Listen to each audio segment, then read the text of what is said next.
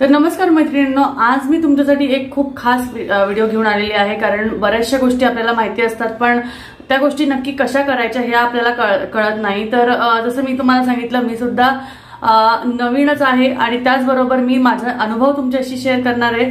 तर यासाठी तुम्ही जर का माझे मागचे व्हिडिओ बघितले असतील ज्यामध्ये मी गुरुचरित्र पारायण बद्दल बोललेले आहे, त्यामधले नियमांबद्दल बोललेले आहे, परत पूजा कशी मांडायची ह्याबद्दल बोललेले आहे, तर तुम्ही नक्कीच जाऊन ते व्हिडिओ बघू शकता। त्याचबरोबर आता बरेचशांचे प्रश्न येतील की आपल्याला आता हे गुरुचरित्र पारायण केलं आहे, त्यानंतर जर का आपल्याला अनुभव येत आहेत आणि त्यानंतर आपल्याला जर का आपल्या मनापासून वाटतंय की आपण दत्तांची सेवा करावी, दत्तगुरूंची सेवा करावी, तर आपण कसं करायचं? जर का स्वामीरायांची आपल्याला सेवा करायची आहे, दत्तगुरूंची आपल्याला सेवा करायची, तर यासाठी काय विशेष आपल्याला करावं लागेल आणि असं काय गोष्टी कराव्या लागतात ज्या आपल्याला गरजेच्या हव्यात आणि माहिती असायला हव्यात।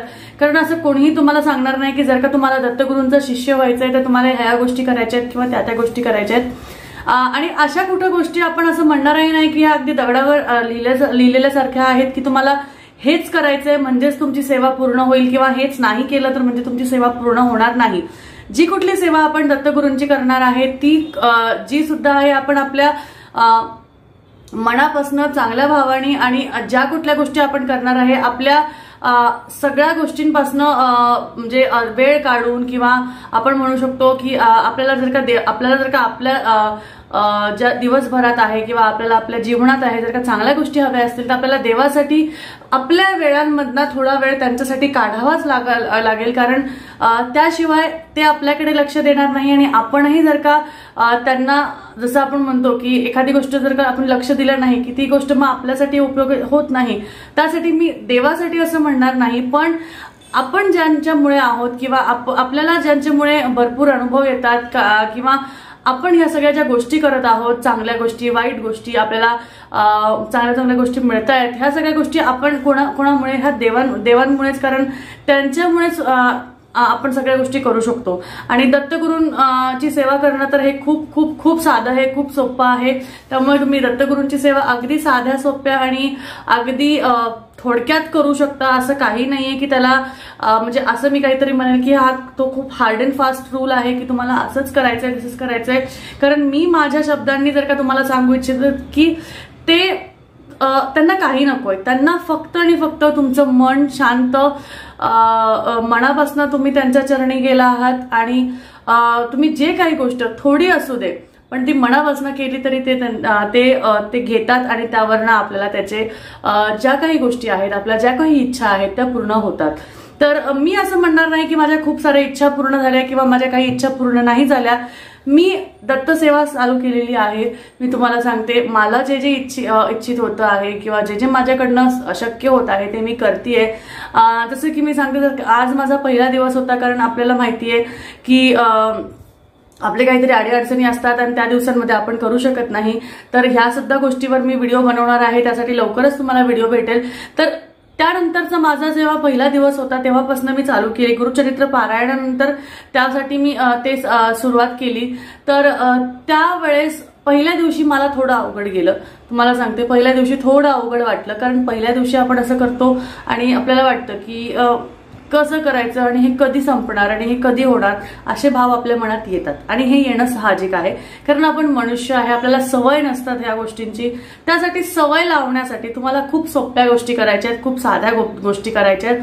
आणि त्याचबरोबर तुम्ही जर का म्हणाल की माझं काम सुरू होतं 9 वाजता, मी कधी म्हणजे मला रात्री खूप उशीर होतो त्यामुळे मी हे कधी वाचायला बसू किंवा हे कधी काय करू, ह्या सगळ्या गोष्टींवर मी तुम्हाला आज एकदम साध्या सोप्या गोष्टी सांगणार आहे। तर नक्कीच तुम्ही व्हिडिओ पूर्ण बघा, कारण त्यामध्ये खूप सोप्या गोष्टी मी सांगतेय तुम्हाला। आणि असं काही नाहीये की ह्या सगळ्याच गोष्टी तुम्हाला करायला हव्या, यातल्या बेसिक ज्या गोष्टी आहेत त्या सुद्धा मी तुम्हाला सांगणार आहे। तर नक्की तुम्ही ते नीट लक्ष देऊन ऐका, म्हणजे ते तुमच्या उपयोगी पडेल। त्याचबरोबर अशा बऱ्याचशा गोष्टी असतात की असं नाही केलं तर मग जे आपण म्हणतो की असं होईल तसं होईल। असं मी सांगते, मनापासून थोडं करा, भरपूर आहे। तर त्यासाठी आपण आजच्या व्हिडिओला चालू करूया। आणि त्याचबरोबर जर का तुम्ही पहिल्यांदा आपल्या या व्हिडिओवर आला असेल आणि माझ्या चॅनलवर आला असेल तर तुम्ही काय करू शकता, असेच खूप सारे व्हिडिओ प्लस मी माझे अनुभव तुमच्याशी शेअर करणार आहे, मी माझ्या गोष्टी तुमच्याशी शेअर करणार आहे, सेवा कशी करायची, बाकीच्या गोष्टी असतात आणि खूप साऱ्या गोष्टी असतात ते सुद्धा मी तुमच्याशी यानंतर शेअर करणार आहेच। आणि तुमचे काही प्रश्न असतील त्यावरही तुम्हाला उत्तरं देणार आहेत। तर त्यासाठी सगळ्यात महत्त्वाचं हे आहे की जर का तुम्ही अजूनपर्यंत आपल्या चॅनलला सबस्क्राईब केलं नसेल तर सबस्क्राईब करून ठेवा आणि त्या घंटीलाही दाबा, त्यावर ऑल आलं की त्यावर ऑलवर क्लिक करा, म्हणजे येत्या कुठल्याही व्हिडिओ जर का मी टाकले, दिवसातनं 2 टाकले, 1 टाकला, 4 टाकले, तर तुम्हाला ते लगेच कळेल आणि त्यानुसार तुम्हाला माहितीही मिळेल। तर वळू आपल्या व्हिडिओकडे। आणि त्याचबरोबर अजून एक गोष्ट आहे माझ्या मनात, ती मी तुम्हाला शेवटी सांगणार आहे आणि त्यासाठी खूप महत्त्वाची गोष्ट आहे, कारण हे माझ्यासाठी सुद्धा आणि तुमच्यासाठी खूप सुद्धा एक माध्यम होईल म्हणून मी तुम्हाला सांगते, तर ते तुमच्याशी मी शेवट सांगेल। तर सगळ्यात महत्त्वाचं की दत्त सेवा किंवा दत्तगुरूंची सेवा कशी करायची। तर त्यासाठी तुम्हाला सांगते, तुम्हाला काहीही जमलं नाही ना, काहीही नाही जमलं ना, फक्त आणि फक्त नामस्मरण करा, फक्त आणि फक्त नामस्मरण करा। तुम्हाला मी सांगते, माझ्या दिवसभराच्या कामांमुळे मला खरंच असं आधी वेळ भेटत नव्हता की मी बसावं, एक माळ जपावी, पण मी जसं विचार केला की नाही, मला बऱ्याचशा गोष्टी करायच्या, मला खूप गोष्टी करायच्या, त्यासाठी मला कमीत कमी देवासाठी 5 मिनिटं, 10 मिनिटं, 15 मिनिटं किंवा अर्धा तास एवढं मला काढायलाच हवा। अख्ख्या 24 तासामधनं आपण अर्धा तास देवासाठी काढू शकत नाही, म्हणजे हे खूप विचित्र गोष्ट आहे मी म्हणेल। पण तरी त्यासाठी मी पहिला दिवस असं म्हणलं की मला खूप अवघड गेलं, तर नामस्मरण आपल्याला अगदी आता अर्धा तास नाही बसायचंय, हे एक मी तुम्हाला इन जनरल सांगतेय। तर नामस्मरणसाठी तुम्ही काय करू शकता, तर मी यावर खूप खूप खूप सोपा उपाय काढलाय, खूप म्हणजे खूप सोपा उपाय आहे। आणि ते म्हणजे तुम्हाला सांगते, मी जिथे स्वयंपाक करते, माझं जिथे स्वयंपाकघर आहे, मी इथे तुम्हाला फोटो किंवा व्हिडिओ दाखवून देईल, जिथे ना माझ्या मिस्टरांनी हे यंत्र आणलेलं आहे। या यंत्रामध्ये तुम्हाला सगळ्या देवतांची, गणपती बाप्पा, परत तुम्हाला सांगते लक्ष्मी, महालक्ष्मी, परत स्वामी समर्थ महाराजांची सगळ्यांचे मंत्रोजाप आहेत, सगळ्यांचे, अगदी श्रीकृष्णाची, सगळ्यांचे। मला आवडतं श्री स्वामी समर्थ महाराजांचा जप करायला आणि मला आवडतं दत्तगुरूंचा जप, दत्तगुरूंच्या जो जप आहे त्याच्यामध्ये दिगंबरा दिगंबरा श्रीपाद वल्लभ दिगंबरा हे म्हणायला। तर मी बरेच दिवस झाले तुम्हाला सांगते श्री स्वामी समर्थ यांचा जो आहे मंत्रजाप तो लावलेला होता आणि कायमस्वरूपी तुम्हाला सांगते, कायमस्वरूपी मी स्वयंपाक करत असेल, मी तो मंत्र ऐकायचे, माझ्या कानात तो पडायचा आणि त्यानंतर तुम्हाला सांगते, कानात पडला ना आपल्यालाही तोंडातनं ते बोलता येतं, आपल्याही तोंडात ते येतं, म्हणजे आपण म्हणतो ना एखादं गाणं टीव्हीवर चालू असेल किंवा काय, लगेच आपणही ते म्हणायला लागतो, तसंच व्हायचं। आणि मी ते मुद्दामून माझ्या किचनमध्ये यासाठी ठेवलं, कारण त्यामुळे काय व्हायचं, त्यामुळे ते अगदी किचन माझ्या मध्यम स्थानावर आहे, त्यामुळे खूप सोप्या पद्धतीने, अगदी खूप सोप्या ह्याच्याने ते अख्ख्या घरात, म्हणजे पूर्ण घरात त्याचा जो व्हायब्रेशन आहे ते पूर्ण पोहोचायचा। त्यामुळे अगदी मी माझ्या कोपऱ्यातल्या बेडरूममध्ये असो किंवा मी माझ्या गॅलरीत असो तरी सुद्धा मला ते ऐकू यायचं। तर अशा गोष्टी आहेत। तर ह्यासाठी मी फक्त नामस्मरणसाठी ती गोष्ट आणून ठेवली आणि हे मला खूप आवडलं। त्यानंतर जसं मी सांगितलं की मी गुरुचरित्र पारायण चालू केलं, त्यानंतर दिगंबरा दिगंबरा श्रीपाद वल्लभ दिगंबरा, दिगंबरा दिगंबरा श्रीपाद वल्लभ दिगंबरा असा मंत्रोजापचं मी चालू केलं। मी दोन्हीही करते, आता बऱ्याच दिवसापासून मी तेच लावलेलं आहे, त्यामुळे तेच चालू आहे, कंटिन्यू तेच चालू आहे आणि खूप मस्त वाटतं। दिवसभर ते ऐकलं, उठल्या उठल्या ते आपल्या कानावर पडलं की खूप मस्त वाटतं। त्यामुळे नामस्मरण हे खूप महत्त्वाची गोष्ट आहे। आणि तुम्ही म्हणाल दिवसभर कसं नामस्मरण करायचं, तर ही सर्वात उपयोगी आणि तुम्हाला सांगते सोपी गोष्ट आहे, हे करा, तुमच्या तोंडातनं आपोआप देवाचं नाव निघेल। दुसरी गोष्ट आहे म्हणजे सर्वात महत्त्वाचं जे आहे की दिवसातनं एक माळ फक्त 5 मिनिटं लागतात एका माळीला, फक्त आणि फक्त 5 मिनिटं पण खूप झाले, फक्त आणि फक्त 5 मिनिटं माळ जपा। त्या 5 मिनिटात मी सांगते 2 माळा होतात। मी 2 माळ करते, म्हणजे मी जसं सांगितलं की मी चालू केली आहे. श्री स्वामी समर्थ महाराजांची एक श्री स्वामी समर्थ एक माळ ती करते. तसं तर श्री स्वामी समर्थ ह्याची जी आहे केंद्रात सांगितलं जातं की 11 माळी तुम्हाला जप करायच्या आहेत आणि त्याबरोबर 3 अध्याय रोजचे नित्यसेवा करायची. तर ते मी अजून करत नाहीये, करायचं आहे. मला सगळ्या गोष्टी करायच्या आहेत, पण मला व्यवस्थित एकामागे एक गोष्टी करायच्या आहेत, त्यामुळे मी त्या गोष्टी सुद्धा करणार आहेत. तर तुम्हाला सांगते, एक माळ मी स्वामी समर्थ महाराजांची जपते आणि एक माळ मी श्री गुरुदेव दत्त अशी एक माळ जपते. या 2 माळ आहे, ह्या खूप महत्वाच्या आहेत.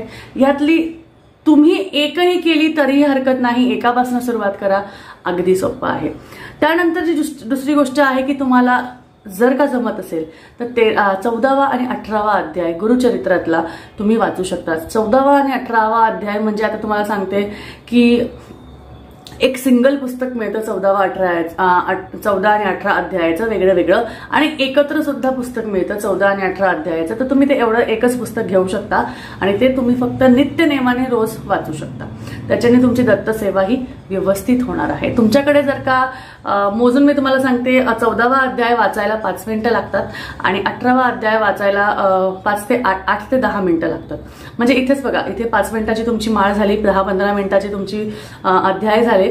आणि त्यानंतर तुम्हाला जर का आरती करायची तुम्ही आरती करू शकता, अथवा तुम्ही तुमची इच्छापूर्ती, तुमची ज्या गोष्टी आहेत त्या देवाला सांगून नमस्कार करून तुमचा आजचा जो नित्यसेवाचा भाग आहे तो संपूर्ण करू शकता. बरं, आता त्यानंतरची गोष्ट आहे की गुरुवारी जर का तुम्हाला अजून त्यामध्ये जर का गोष्टी आहेत करायच्या आहेत, तुमची इच्छा आहे, तुमच्याकडे वेळ आहे, तर तुम्ही गुरुवारी श्री दत्त महाराजांचा, स्वामी समर्थ महाराजांची किंवा दत्त महाराजांची जर का तुमच्याकडे मूर्ती असेल तर तुम्ही अभिषेक करू शकता. अभिषेकसाठी तुम्हाला काय करायचं आहे, तुम्हाला फक्त पंचामृत बनवायचं आहे. आणि पंचामृतमध्ये काय येणार, दूध दही तूप, त्यानंतर मध आणि साखर, या 5 गोष्टी येतात. आणि त्यामध्ये कोणी कोणी गुळ टाकतं, गुळही तुम्ही टाकू शकता. तर ह्या सगळ्या गोष्टी घ्या आणि त्यानुसार तुम्ही 5 वेळा किंवा 11 वेळा किंवा 21 वेळा तुम्ही ते अभिषेक करा. आणि त्यानंतर व्यवस्थित अभिषेक झाल्यावर तुम्ही त्याची जी आहे स्थापना करा आणि पूजा करा. या खूप सोप्या गोष्टी आहेत. त्यानंतर हे झाल्यास गुरुवारी जमलं तर उपवास करा, उपवास केला तरीही चालेल. त्यानंतर जर का तुम्हाला उपवास नाही धरायचा आहे तर जोपर्यंत तुम्ही तुमचा अभिषेक करताय किंवा जोपर्यंत तुम्ही तुमचे मंत्रजाप करताय, अध्याय वगैरे वाचताय, तोपर्यंत उपवास धरा. त्यानंतर तुम्ही तुमचं जेवण वगैरे केलं तरीही चालेल किंवा तुमचं रोजचं जे आहे रुटीन ब्रेकफास्ट वगैरे सगळं जे आहे ते करू शकता. करायच्या आधीपर्यंत थोडा वेळ चहा वगैरेवर राहिलं आणि केलं तरी चालेल.